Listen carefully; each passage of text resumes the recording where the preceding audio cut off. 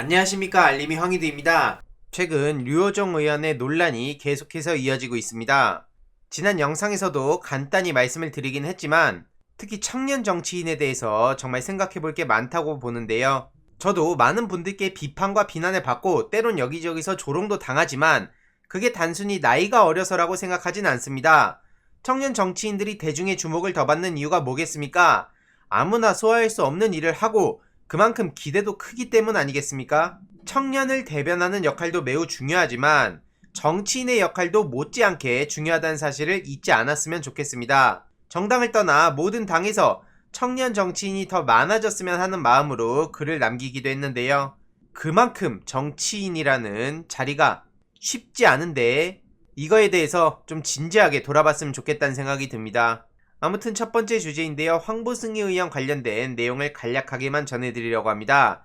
임혜숙 임명 뒤엔 김정숙 여사가 있다. 이에 대해서 청와대에선 근거 없는 의혹 제기다. 이런 입장을 밝혔는데 언론에선 대부분 황보승희의 말을 따옴표를 따서 보도를 했습니다. 워낙 바쁘고 정보가 많기에 제목만 보고 넘어가는 사람들이 너무나 많은데 임혜숙 임명 강행 뒤에 김정숙 여사가 있었다고? 이런 식으로 생각하는 사람들이 얼마나 많겠습니까? 하지만 정작 내용을 보면 김정숙 여사가 인사에 개입했던 근거는 구체적으로 제시된 바 없고요.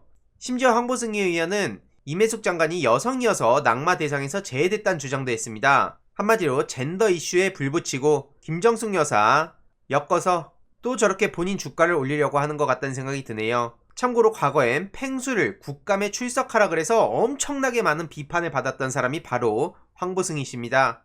정치를 하는 건지 아니면 여기저기서 관심을 받고 싶은 건지 에휴. 아무튼 이에 네티즌들은 기자들하고 잘 논다, 소문 듣고 정치하나, 제2의 나경원을 꿈꾸는 것 같다, 이런 비판의 목소리들이 이어지고 있습니다. 이에 민주당 김남국 의원은 황보승희를 향해 카더라 소문과 뇌피셜에 근거한 무책임한 주장을 즉각 사과하라고 입장을 밝혔는데요. 저렇게 카더라 소문과 황보승희의 뇌피셜에 근거한 내용들이고 우발적으로 실수로 한 발언도 아니고 심지어 SNS에 공개된 글에 의한 것이라니 더욱 황당하다는 거죠. 저렇게 국회의원이 근거도 없이 이렇게 아무 말이나 뱉어도 되겠냐? 이런 지적이 있고요. 심지어 공세의 대상이 정치인인 국회의원이나 대통령도 아니고 대통령의 영부인이죠. 이런 상황에 즉각 사과를 하라는 거고요. 대충 어물쩍 사과 없이 넘어간다면 과거 무책임한 구태 정치인들과 다를 바가 없다는 겁니다. 진심 어린 사과를 하는 게 당연한 거고 국민도 그런 상식 있는 행동과 책임 정치를 기대할 텐데 당연히 사과는 없었습니다. 그리고 조선일보에서는 백신 더 사면 더 많은 물량 조기에 공급, 화이자 2달 전 제안했는데 정부가 거절, 이런 보도를 했는데 가짜뉴스였죠. 그런데 이렇게 딸랑 알려드립니다로 대충 떼우면 끝입니까? 이러니까 언론개혁이 시급하다는 겁니다. 본인들이 저렇게 정부를 비난할 땐 대대적으로 홍보를 하고 앞서 황보승희 같은 사람들의 얘기를 따옴표를 따서 마치 진실인 것처럼 열심히 퍼나르다가 나중에 이런 식으로 끝내면 납득할 수가 없다는 거죠. 이런 와중에 황교안 씨는 미국의 백신 지원 언급이 본인 방미 결실이다, 또 이런 소리를 하고 있습니다. 물론 당연히 네티즌들은 황당하단 반응을 보이고 있습니다.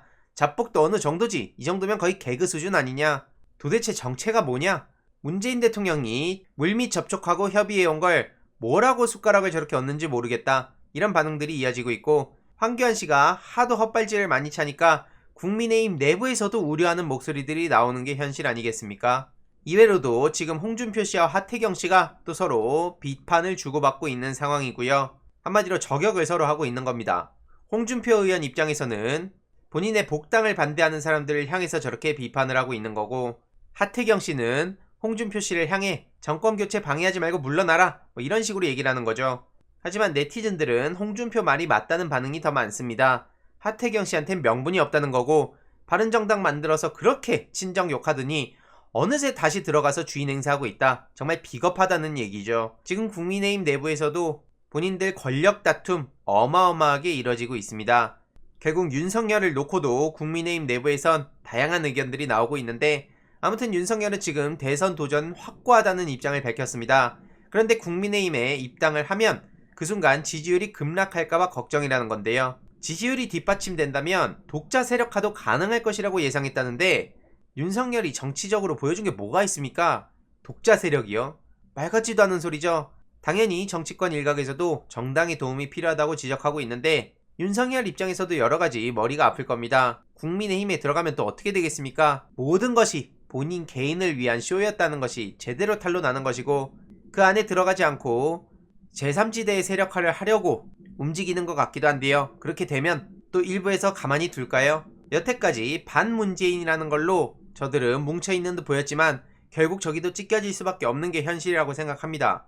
게다가 네티즌들도 지적하듯이 윤석열 그리고 장모 이런 부분에 대해서 계속해서 문제 제기를 해야 되는데 문제는 MB 재평가라는 얘기가 나올 정도로 개인의 도덕성, 청렴 결백 이런 게 지금 중요한 시대가 아닌 것 같습니다. 그러든 말든 내 개인의 욕망을 충족시켜줄 수 있는 사람이 과연 누구일지 거기에 더 초점을 맞춘 것 같은데요. 그건 어떻게 대응할 것인지 그리고 결국 그런 사회가 왔을 때 개혁을 외치고 정의를 외치고 공정을 외치는 사람이 오히려 불리해지는 이런 현실에 대해서 누가 개혁을 앞장설까요? 이런 여러가지 우려되는 점들도 있지만 꾸준히 목소리를 내면서 함께 사회 진보를 위해 열심히 노력하겠습니다. 이번 내용도 유익했다면 구독, 좋아요, 알림 설정, 멤버십 가입 정말 큰 힘이 된다는 점 말씀드리고 싶습니다. 이번 내용도 주위에 널리 공유 부탁드립니다.